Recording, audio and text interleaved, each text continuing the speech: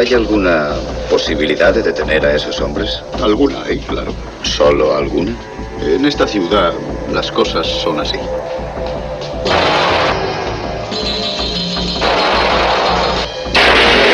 Es usted un objetor de conciencia muy especial, ¿eh? Mi padre era cazador. Yo adoraba a mi padre. Dame todo lo que llevas o te mato.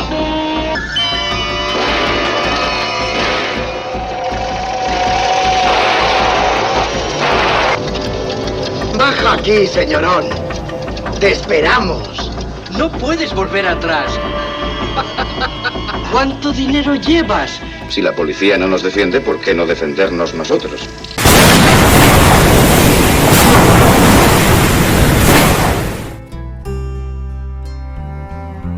En el año 1974, un hombre anclado a un bigote decidió volver cuerdo el mundo con un género cinematográfico que el crítico William Margold llamó venganzamático.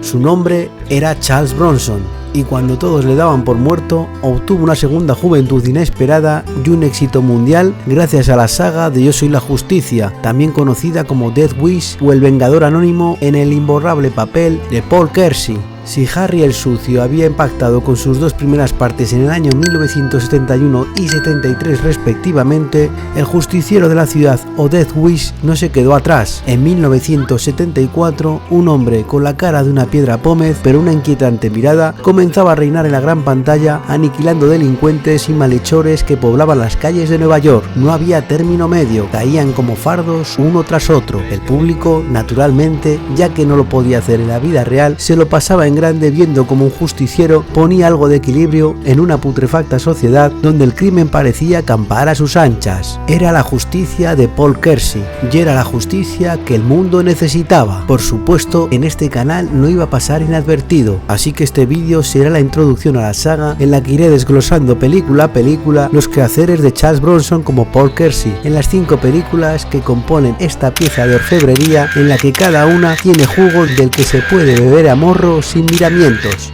Por lo demás, si te gusta el contenido, no olvides dar un buen like y suscribirte. ¿Y qué hay de la vieja costumbre americana de la defensa propia?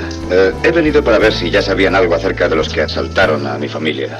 Pero volvamos al principio. Cuando Brian Garfield escribió en 1972 la novela Death Wish sobre un contable de Nueva York convertido en vigilante llamado Paul Benjamin, no tenía ni idea de que daría lugar a una de las series cinematográficas más longevas de Hollywood, con 5 películas estrenadas a lo largo de 20 años. Death Wish o El Justiciero de la Ciudad en 1974 fue tan controvertida que Garfield deseó abiertamente que no se emitiera en televisión después de que supuestamente inspirara algunos asesinatos de imitadores en la vida real. Se estrenó en los cines el 24 de julio de 1974. La película marcó un antes y un después en la carrera de Charles Bronson, y el éxito de Death Wish dio paso a una serie de películas de justicieros urbanos en los años siguientes. Death Wish también daría lugar a 4 secuelas y un remake de Bruce Willis en 2018 bastante desangelado y anodino, muy lejos de la original, y acuñó un subgénero donde Liam Neeson tomaría el relevo con la trilogía de venganza. Además, el mito de Charles Bronson como justiciero actualmente tiene su fotocopia a todo color por parte del actor húngaro Robert Bronzi, del que no se puede dudar de su parecido y que ha estrenado alguna película con el mismo aroma de Bronson pero sin la autenticidad y el aplomo del original. Pero para dar el pistoletazo de salida, un director terco como un mulo y con más moral que el Tato Abadía, Michael Winner, que ya había trabajado con Bronson anteriormente en Chato el Apache o América Violenta, acababa de rodar recientemente Scorpio con Burt Lancaster y Alain Delon, nada más y nada menos. Winner se empeñó en sacar la película adelante y fue una de las figuras clave para que a día de hoy tengamos una memorable saga con Paul Kersey reinando por todo lo alto. Michael Winner dijo que Bronson no tuvo que profundizar en lo que hacía ni en cómo lo hacía, porque tenía una gran fuerza en la pantalla, incluso cuando estaba quieto o en un papel completamente pasivo. Siempre existe la sensación de que algo va a suceder. Para Winner, Bronson era la personificación misma de la venganza justa. Era una figura de ira lenta y de voz grave que cuando se enfadaba hacía que Harry Callahan de Clint Eastwood pareciera un apóstol de la moderación, aunque la mejor definición sobre Bronson la daría Robert Ebert: su estado natural de conversación es el silencio.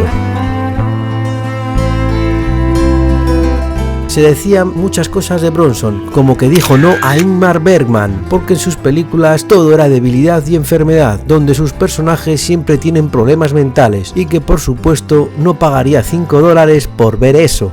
Se hicieron varios cambios con respecto a la novela. El apellido del protagonista de Benjamin a Kersey, dado que había un actor afroamericano en activo que se llamaba así, y el cambio de la profesión del contable original al arquitecto al que luego dio la réplica Charles Bronson. Otro de los cambios fue el pasado militar del personaje, pues en la novela original Paul Benjamin era un veterano de la Segunda Guerra Mundial, mientras que en el guión de Gerald Wilson, Paul Kersey era un veterano de la Guerra de Corea que se declaró objetor de conciencia y por eso estuvo destinado en una dependencia médica. El cambio le sirvió al guionista para mostrarnos a una persona en un país que idolatra las armas de fuego y el derecho a empuñar una, a pesar del peligro que ello supone, decidió no empuñar un arma por una cuestión de ética y de moral personal.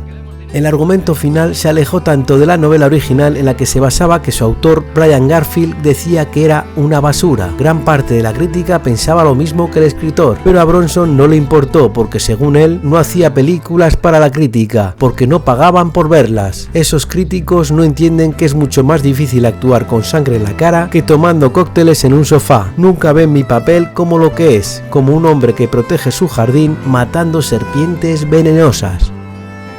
Cuando El Justiciero de la Ciudad o Death Wish se estrenó hace 50 años en España, nadie esperaba que se convirtiese en un enorme éxito, sobre todo cuando la crítica la tildaba como una amenaza inmoral para la sociedad y un estímulo a la conducta antisocial. La película, que maravilló al público pero que recibió patadas en la boca por parte de la crítica, se convirtió en un fenómeno social que suscitó un debate sobre la violencia en unos Estados Unidos que en aquel momento vivían en un estado de paranoia por el aumento de la delincuencia en las grandes ciudades. Una reportera también incluía opiniones de psiquiatras, alguno de los cuales barajaba la posibilidad de que la película podía llegar a influir negativamente en la mente de personas con problemas psicológicos. Así que os dejo con unas cuantas curiosidades que tal vez no conozcáis. Se inspiró en un par de crímenes reales mucho menos violentos. El autor Brian Garfield se inspiró para escribir Death Wish después de enfadarse mucho cuando, en incidentes separados, le robaron el bolso a su mujer y destrozaron su coche. Escribí el libro Death Wish precisamente acerca de esto, decía, es decir, de un hombre que se sumerge en ese momento de ira y nunca sale del mismo. Al público le gustó tanto que Paramount Pictures les cobró más dinero por verla. Los precios subieron de $3,5 a $4 por entrada. En ese momento solo El Padrino y El Gran Gatsby habían sido tan caras. Al final, Death Wish recaudó $22 millones en taquilla.